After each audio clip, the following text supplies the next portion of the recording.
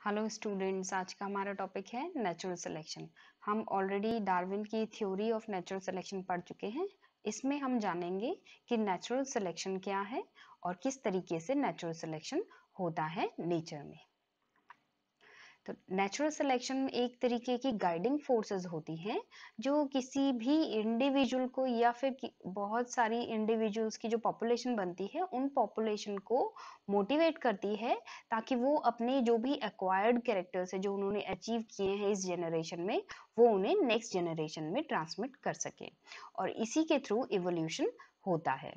यहाँ पे जो भी डायरेक्शनल फिनोमेना होते हैं वो चेंजेस लाते हैं इंडिविजुअल में और ये एक पर्टिकुलर डायरेक्शन में इंडिविजुअल की लाइफ को ले जाते हैं और इसके थ्रू ही नई स्पीसीज का जन्म होता है।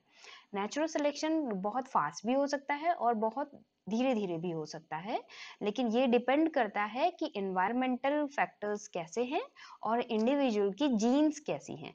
तो जितनी जल्दी इंडिविजुअल एक्वायर कर लेगा, एनवायरनमेंट के अकॉर्डिंग अडेप्ट कर लेगा या फिर जितनी जल्दी वो अपने जीन्स में चेंजेस ले आएगा, इस पे डिपेंड करता है कि इंडिविजुअल नेचर में सेलेक्ट हो पाएगा या नहीं।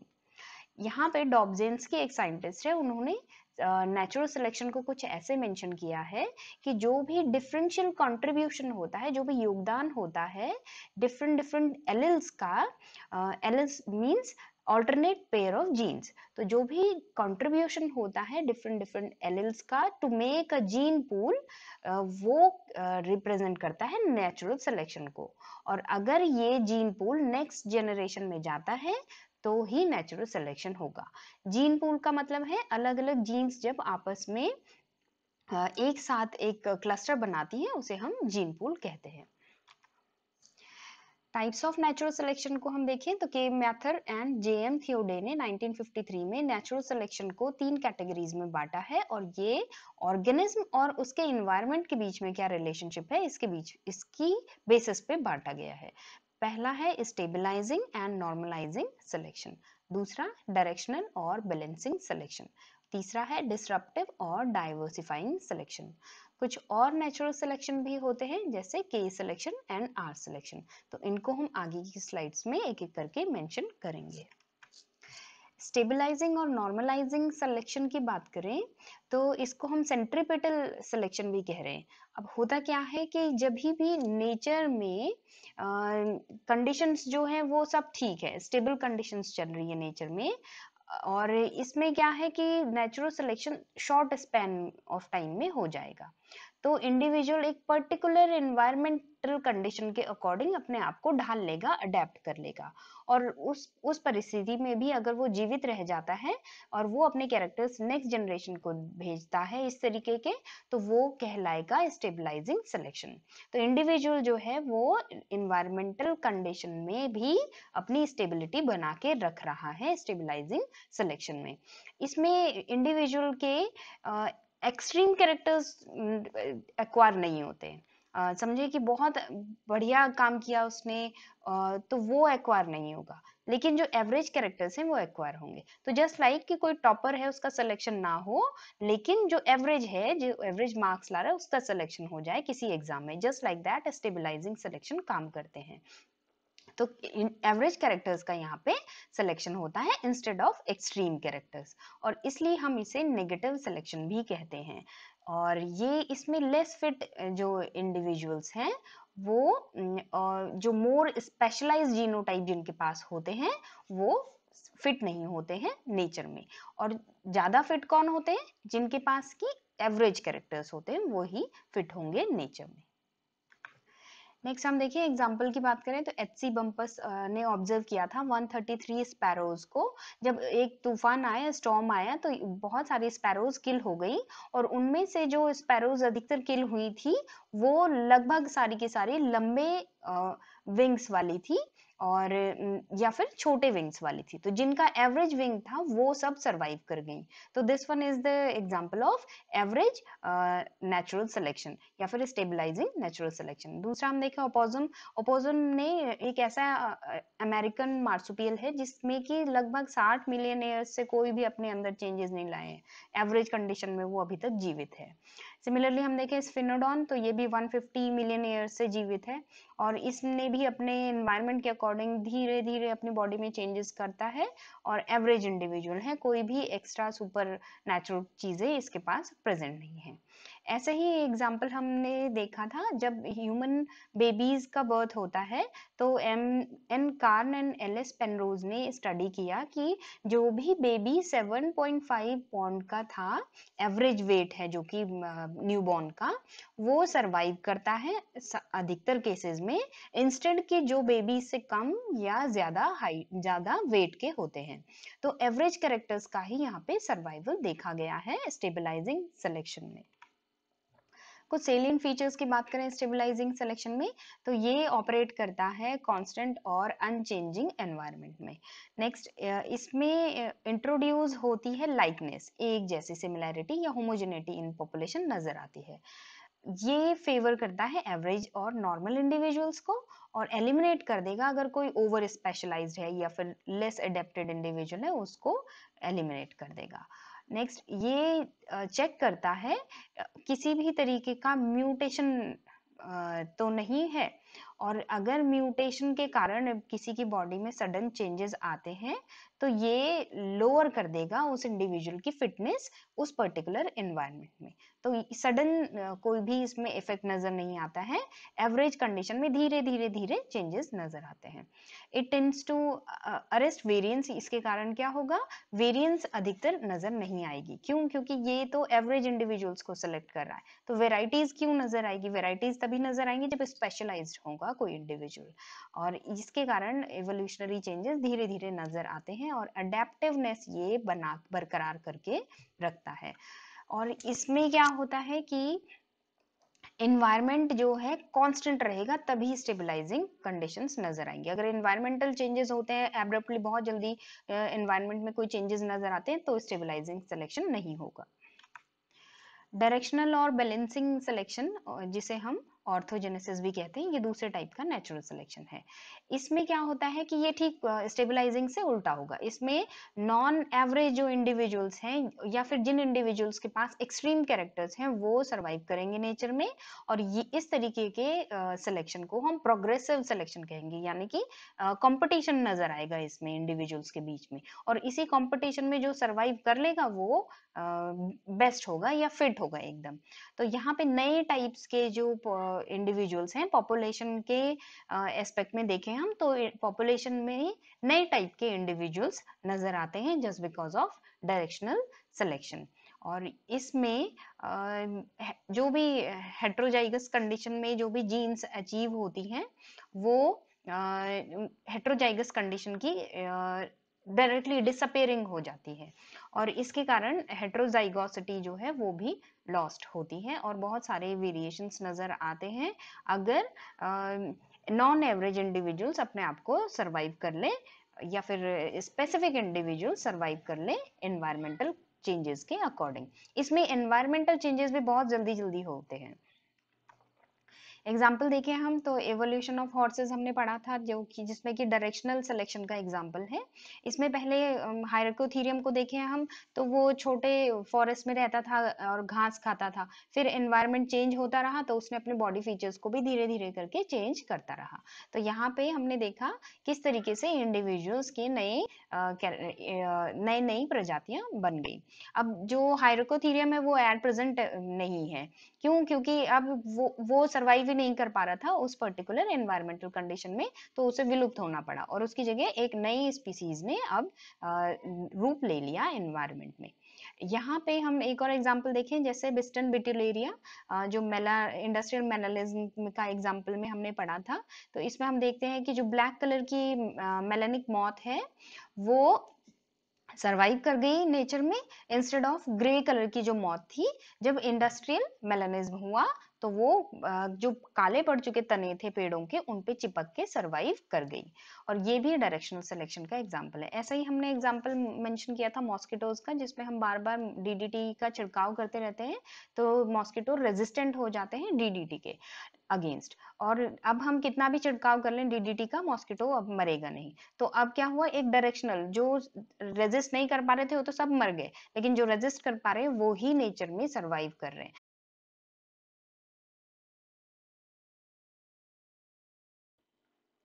तो this one is an example of directional artificial selection, और ये मॉस्किटो अब ज़्यादा बेटर सरवाइव करेंगे नेचर में। नेक्स्ट हम देखते हैं salient features of directional selection. तो इसमें जब भी एनवायरमेंटल चेंजेस होते हैं तो वो बहुत जल्दी जल्दी होते हैं, और इसी एनवायरमेंटल चेंजेस के कारण जो पॉपुलेशन है, वो जो बेस्ट फिट होंगी पॉपुलेशन, वो ही सरवाइव करेंगी पर्टिकुलर एनवायरमेंटल चेंजेस के अकॉर्डिंग। और ऐसा माना जाता है कि डायरेक्शनल सिलेक्शन म्यूटेशंस के कारण नजर आता है। यहाँ पे नॉन एवरेज या फिर स्पेशलाइज फिनोटाइप सरवाइव होते हैं नेचर में, जबकि नॉन नॉर्मल टाइप के या फिर एवरेज इंडिविजुअल्स जो है वो सरवाइव नहीं होंगे। जैसे इससे पहले स्टेबलाइजिंग सिलेक्शन में नॉर्मल सरवाइव करते थे, वैसे ही स्टेबल डायरेक्शनल सिलेक्शन में नॉन एवरेज या स्पेशलाइज फिनोटाइप सरवाइव करेंगे, और इसके कारण प्रोग्रेसिव एवोल्यूशन होगा। नेक्स्ट है डिसरप्टिव एंड डाइवर्सिफाइंग सिलेक्शन। तो इसमें पर्टिकुलर इंडिविजुअल जो है वो अपने अलग अलग संरचना या अलग अलग स्वरूप जो है बना लेगा। तो अलग अलग स्ट्रक्चरल फॉर्मेशन होना एक ही इंडिविजुअल के, या फिर एक ही स्पीसीज में अलग अलग इंडिविजुअल्स फॉर्म होना, अलग अलग स्ट्रक्चर्स फॉर्म होना उसके, उसे हम पॉलीमॉर्फिज्म कहेंगे। तो यहाँ पे पॉलीमॉर्फिज्म होगा, और जिसके कारण पॉपुलेशन जो है वो बैलेंस या मेंटेन रहेगी। और इसमें यूनिफॉर्मिटी ऑफ कैरेक्टर्स नजर आएगा यंग इंडिविजुअल्स में in the form of by model या ट्राई मॉडल डाइवर्सिटी के फॉर्म में। तो एक ही इंडिविजुअल है, एक स्पीसीज है, उसके अलग अलग संरचना वाले दो दो या दो से ज्यादा इंडिविजुअल्स जब भी बनेंगे, उसे हम पॉलीमॉर्फिज्म कहेंगे। और इस तरीके की सिलेक्शन को हम डिसरप्टिव सिलेक्शन कहेंगे। इसमें अधिकतर अडेप्टेबिलिटी बढ़ जाती है, और बेटर अडेप्टेबिलिटी के कारण ही इस तरीके का डाइवर्सिफाइंग सिलेक्शन नजर आता है पॉपुलेशन में।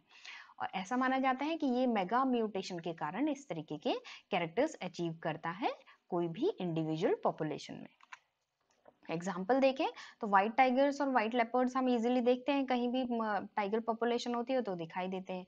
लेकिन जो व्हाइट टाइगर्स हैं वो जब माइग्रेट करते हैं तो वो ही बनाते हैं साइबेरियन टाइगर्स को, और व्हाइट लेपर्ड्स भी जब माइग्रेशन शो करते हैं तो उनसे ही स्नो लेपर्ड्स बनते हैं। तो ये एक ही है, एक ही इंडिविजुअल है, व्हाइट टाइगर और साइबेरियन टाइगर एक ही इंडिविजुअल है, लेकिन एक ही स्पीसीज है, लेकिन इसके दो अलग अलग फॉर्म्स नजर आ रही है। एक है व्हाइट टाइगर और एक है साइबेरियन टाइगर। ऐसी व्हाइट लेपर्ड और स्नो लेपर्ड एक ही स्पीसीज है, लेकिन इसके दो अलग अलग फॉर्म्स नजर आ रही हैं in form of white leopard and snow leopard. Next हम देखें बर्ड्स में, हम देखते हैं कि विंग कैरेक्टर्स जो है वो अचीव किए गए रेप्टिलियन फोर लेग से। तो रेप्टाइल्स में जो फोर लेग्स थे वो अब बर्ड्स में विंग्स हो गए हैं, और ऐसा माना जाता है कि ये मेगा म्यूटेशन के कारण हुआ है। अगेन पॉलीमॉर्फिज्म में हम देखते हैं इंसेक्ट्स सबसे ज्यादा पॉलीमॉर्फिक स्ट्रक्चर शो करते हैं। तो यहाँ पे जैसे हम देखें बटरफ्लाईज, एफिड्स और हॉपर्स को देखें हम, ग्रास हॉपर्स, तो इनमें विंग्ड यानी कि पंख वाली प्रजाति, पंख वाले इंडिविजुअल्स, और विंगलेस बिना पंख वाले इंडिविजुअल्स नजर आते हैं। कई सारे हम देखते हैं जैसे वेब स्पिनर्स और सोशल इंसेक्ट्स में अलग अलग इंडिविजुअल्स नजर आते हैं, वर्कर्स आपके, और ड्रोन्स, फीमेल, किंग, क्वीन, इस फॉर्म में अलग अलग इंडिविजुअल्स नजर आते हैं जब एक ही प्रजाति में, एक ही स्पीसीज में, तो उसे हम पॉलीमॉर्फिज्म कहेंगे। पॉलीमॉर्फिज्म स्पीसीज को अपने इकोलॉजिकल कंडीशन में सरवाइव करने के लिए बेटर चांसेस प्रोवाइड करता है, और उनका एक्सप्लॉयटेशन ना हो इसके लिए भी पॉलीमॉर्फिज्म बहुत जरूरी है। स्पेसिफिकली हम देखें तो यहाँ पे मोजाइक ऑफ एनवायरमेंटल कंडीशंस को कोप अप करने के लिए पॉलीमॉर्फिज्म नजर आता है। यहाँ पे हम देख रहे हैं इस डायग्राम में, तो नॉर्मल कंडीशन में जो पीक है वो इस तरीके से नजर आता है, फ्रीक्वेंसी और वर्सेस फिनोटाइप का। तो कितनी दर है, कितनी दर से नजर आ रहा है कोई पर्टिकुलर कैरेक्टर, तो फिनोटाइपिक कैरेक्टर इस तरीके से नजर आ रहा है। तो यहाँ पे हम हाइट के अकॉर्डिंग देखें तो हाइट किस तरीके से बढ़ रही है, तो 1 मीटर है, 2 मीटर है, 3 मीटर है, 4 मीटर, इसके अकॉर्डिंग हम देखेंगे। तो मीन हो गया ये, इतनी हाइट के इंडिविजुअल्स नॉर्मली पाए जाते हैं जो एवरेज होते हैं। तो अगर स्टेबलाइजिंग सिलेक्शन होगा तो नॉर्मल इंडिविजुअल्स की संख्या, मीन जो है नॉर्मल इंडिविजुअल्स को प्रमोट करेगा स्टेबलाइजिंग सिलेक्शन। जबकि डायरेक्शनल सिलेक्शन में क्या होगा, जो स्पेशलाइज कैरेक्टर्स हैं, तो ये पीक हम देख रहे हैं शिफ्ट हो गया इधर, तो यहाँ पे जो मीन थे, एवरेज इंडिविजुअल्स थे, वो सेलेक्ट नहीं हो रहे नेचर के द्वारा, और ये पीक शिफ्टिंग इसे बता रही है। डिस्रप्टिव में हम देखते हैं कि एक ही पॉपुलेशन में बीच में कुछ गैप आ गया, और इसकी वजह से दो अलग अलग पीक्स नजर आ रही है, यानी कि दो अलग अलग फॉर्म्स ऑफ स्पीसीज नजर आ रही है। तो this one is disruptive selection. Stabilising selection में हम देखें तो ये नॉर्मल ओरिजिनल पॉपुलेशन है, और ओरिजिनल पॉपुलेशन में क्या हुआ कि ये जो एवरेज इंडिविजुअल्स थे, जिनके पास भी एवरेज कैरेक्टर्स थे, वो उनकी संख्या बढ़ गई और बाकी सारे विलुप्त हो गए। Okay, stabilising selection.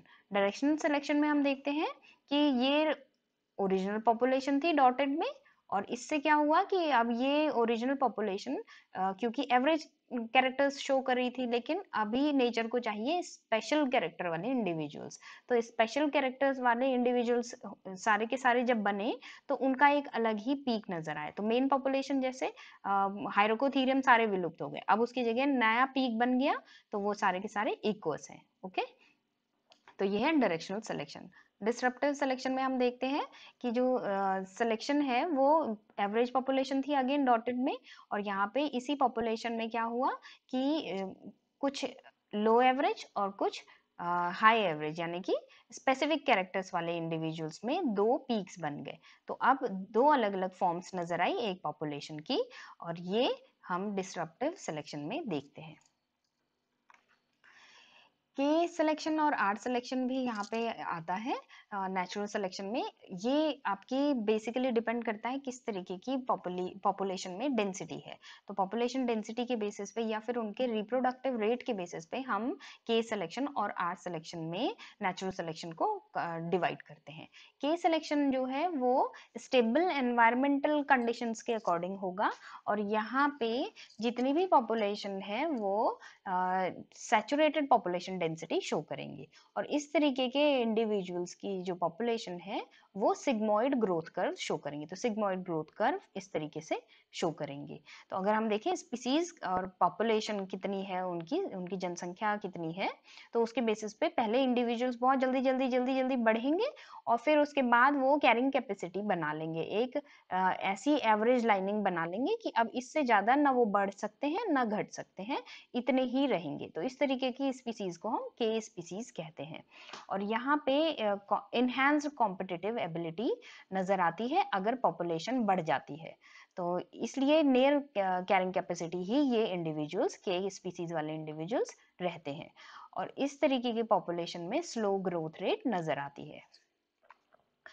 Are selection में हम देखते हैं कि यहाँ पे बहुत ज़्यादा रैपिड ग्रोथ रेट नज़र आती है, और रैपिड ग्रोथ रेट इसलिए है क्योंकि यहाँ पे इंडिविजुअल्स अडेप्ट नहीं करते हैं नेचर के साथ, और ये इसका इस तरीके की कंडीशंस जैसे कि जंगल में आग लग जाना, और तूफान या फिर ज़्यादा सूखा पड़ जाना, इस तरीके की कंडीशन जो है वो बहुत सारे आर सिलेक्शन वाले इंडिविजुअल्स को किल कर देती है।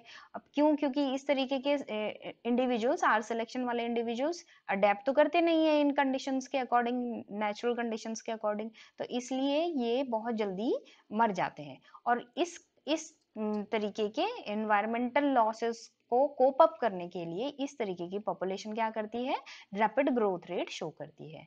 अब यहाँ पे हाई बायोटिक पोटेंशियल होता है, और कोई भी सिलेक्शन प्रेशर नहीं होता है। क्यों? क्योंकि कंपटीशन कुछ भी नहीं होगा इस तरीके की पॉपुलेशन में।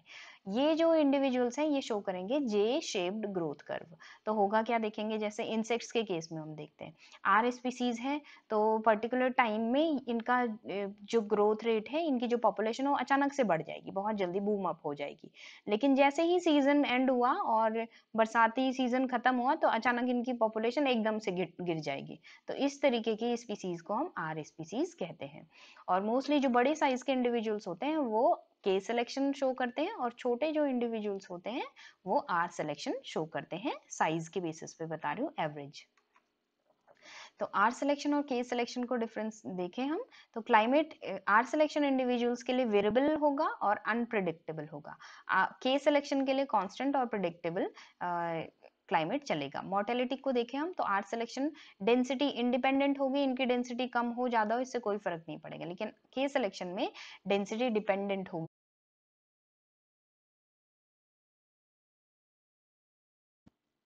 बहुत ज़्यादा डेंसिटी बढ़ती है तो केस सिलेक्शन की पॉपुलेशन खुद ही कंट्रोल होगी। और सर्वाइवरशिप रेट देखें हम तो इनमें लार्ज जुवेनाइल मोर्टेलिटी नज़र आएगी, जो यंग्स हैं वो बहुत जल्दी बहुत ज़्यादा मरेंगे, लेकिन केस सिलेक्शन में एडल्ट की मोर्टेलिटी रेट ज़्यादा होगी और ये कांस्टेंट होगा लगभग इसमें मोर्टेलिटी।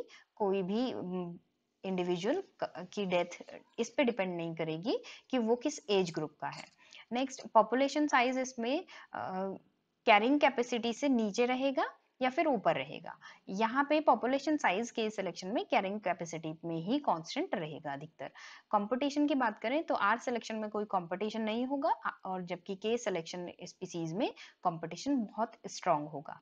सिलेक्शन की बात करें तो आर सिलेक्शन वाले इंडिविजुअल्स सिलेक्शन शो करते हैं फॉर अर्ली रिप्रोडक्शन और इनका बॉडी साइज अधिकतर स्मॉल होता है, छोटे साइज के होते हैं और ये सिमिलर पैरिटी शो करते हैं। जबकि के सिलेक्शन में क्या है, डिलेड रिप्रोडक्शन नजर आएगा और इनकी बॉडी साइज ज्यादा होगा और इट्रोपैरिटी ये शो करेंगे। नेक्स्ट लाइफ स्पेन की बात करें तो इनका आर सिलेक्शन इंडिविजुअल की लाइफ स्पेन बहुत कम होगी, 1 साल से कम होगी लगभग। और के सिलेक्शन इंडिविजुअल्स के लाइफ जो है वो लॉन्ग रन में चलेगी, यानी कि ज्यादा एज तक ये जीवित रह सकेंगे। तो this one is a graph representing के सिलेक्शन एंड आर सिलेक्शन। तो यहाँ पे देखिए हम percentage of maximum life span and survivorship पर 1000 के अकॉर्डिंग।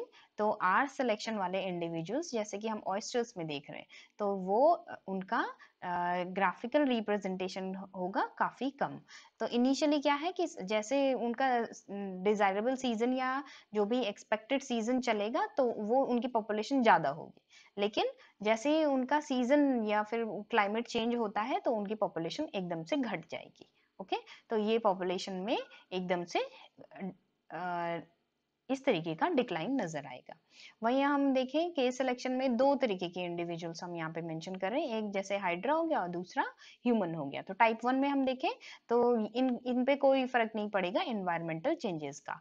तो इनिशियली क्या है, बेटर कंडीशन होगी, हैबिटेट भी बेटर है, फूड भी अच्छा मिल रहा है, सब कुछ बढ़िया है, तो ये इंडिविजुअल्स जो है ज्यादा सरवाइव करेंगे और अधिकतर इसी रेट पे ये रहना पसंद करेंगे। तो इससे ज्यादा ना कम इनकी सर्वाइवरशिप इससे ज्यादा ना कम होगी। और अगर एनवायरमेंटल लॉस होते हैं या कुछ भी इफेक्ट आता है तो उसके अकॉर्डिंग इस इनमें भी सडन डिक्लाइन नजर आ सकता है।